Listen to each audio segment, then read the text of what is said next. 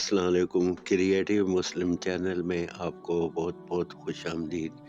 ہمارا آج کا موضوع ہے سلطان صلاح الدین ایوبی رحمۃ اللہ علیہ۔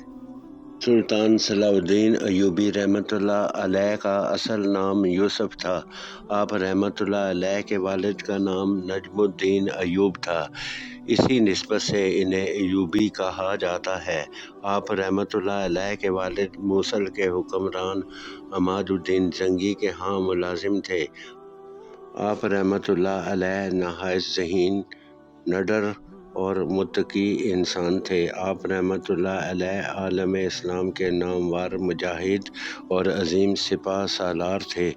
آپ رحمۃ اللہ علیہ پہلے مسلمان حکمران تھے جنہوں نے یورپ کے عیسائیوں کو شکست دے کر بیت المقدس فتح کیا۔ اس طرح 90 سال کے بعد بیت المقدس پر مسلمانوں کا دوبارہ قبضہ ہو گیا۔ سلطان صلاح الدین ایوبی رحمۃ اللہ علیہ ہمت، شجاعت اور استقلال کا پیکر تھے۔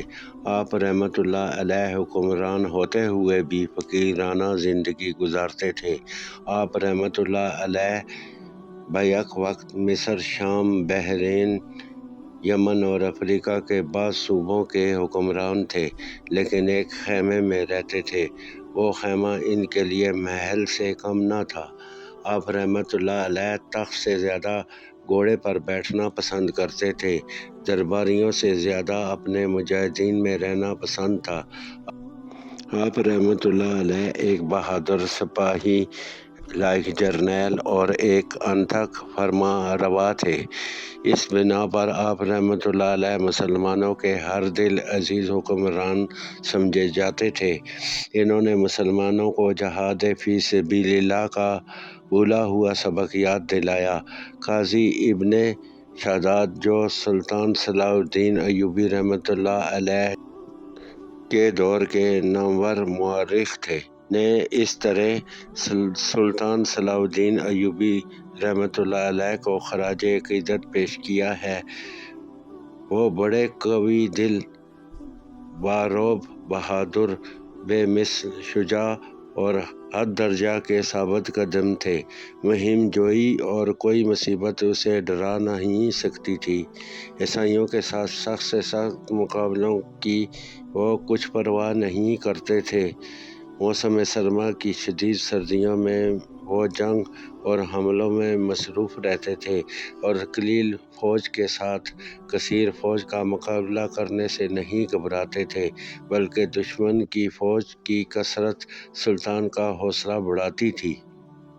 سلطان صلاح الدین ایوبی رحمۃ اللہ علیہ بے حد فیاض، احسان کرنے والے، عفو و درگزر سے کام لینے والے اور حلیم و بردبار تھے۔ آپ رحمۃ اللہ علیہ نے اپنی وسیع سلطنت میں غریبوں اور مسکینوں کے لیے لنگر خانے، مدارس اور شفا خانے قائم کر رکھے تھے۔ کہتے ہیں کہ جوں جوں صلاح الدین کی سلطنت ترقی کرتی گئی، توں ان کی فیاضی بھی بڑھتی گئی۔ ان کی وفات پر ان کے خزانے میں صرف 47 درہم تھے۔ کوئی باغ، مکان، حویلی یا زمین ان کی مالکیت نہ تھی۔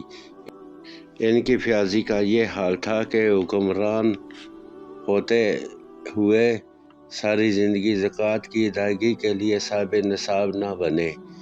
وہ اکثر کہا کرتے تھے کہ فیاضی سے مجھے راحت ملتی ہے، یہ مال و زر میرا نہیں ہے، مستحق لوگوں کی امانت ہے۔ بیت المقدس کی فتح کے وقت 2,20,000 دینار جمع ہوئے تھے، جو عیسائیوں نے جزیے کے طور پر دیے تھے، لیکن جب سلطان صلاح الدین ایوبی رحمۃ اللہ علیہ وہاں سے رخصت ہونے لگے تو ان کے پاس 1 دینار بھی نہ تھا۔ سلطان صلاح الدین ایوبی رحمۃ اللہ علیہ نے صحیح معنوں میں اپنی سلطنت کو فلاحی مملکت بنایا ہوا تھا۔ ان کے دور کی کئی سرائیں، شفا خانے، خانقاہیں، مساجد آج بھی مصر و شام میں کسی نہ کسی صورت میں موجود ہیں۔ سلطان صلاح الدین ایوبی رحمۃ اللہ علیہ بے حد عفو و درگزر سے کام لینے والے تھے۔ آپ रहमतुल्लाह अलैह अक्सर अपने मुलाजमीन और ख़ादमों की गुस्ताखियाँ नज़रअंदाज कर दिया करते थे। इनकी बड़ी से बड़ी गलती माफ़ कर दिया करते थे। सुल्तान सलाहुद्दीन अय्यूबी रहमतुल्लाह अलैह इल्म और अहले इल्म की बेहद कदर करते थे। इन्होंने उलमा, फुज़ला, शुरा और अदीबों की तनख्वाह मुकर्रर कर रखी थी और वक्तन फ़वक्तन इनको इनाम व इकराम से भी नवाजा करते थे। सुल्तान सलाहुद्दीन अय्यूबी रहमतुल्लाह अलैह ख़ुद भी शेर कहते थे और अच्छे अशार पसंद करते थे। अपने छोटे भाई की वफ़ात पर अपने गम का इज़हार शेर कह कर किया। इनकी मजलिस में अहले दानिश जमा रहते थे। अगर वो कभी तनकीद करते तो कतन बुरा ना मानते थे। इन्होंने हर बड़े शहर में मदारस कायम कर रखे थे। इनकी सल्तनत में कई कुतुबखाने भी कायम किए गए थे। सुल्तान सलाहुद्दीन अय्यूबी रहमतुल्लाह अलैह नहायत रफ़ीकुल क़ल्ब इंसान थे। कुरान मजीद के सुनने से ही फूट फूट कर रोना शुरू कर देते थे। इस तरह यतीमों, बेवाओं और बेसहारों का ख्याल रखा करते थे। अलगर्ज सुल्तान सलाहुद्दीन अय्यूबी रहमतुल्लाह अलैह न सिर्फ नामवर मुजाहिद और जर्नैल थे बल्कि आला अखलाक के मालिक और हर दिल अजीज़ हुक्मरान भी थे। आपने 55 बरस की उम्र में 1193 में वफ़ात पाई। उम्मीद है दोस्तों आपको हमारी वीडियो अच्छी लगी होगी। हमारे चैनल को सब्सक्राइब कीजिएगा और हमारी वीडियो को लाइक कीजिएगा। आपका बहुत बहुत शुक्रिया। खुदा हाफिज़।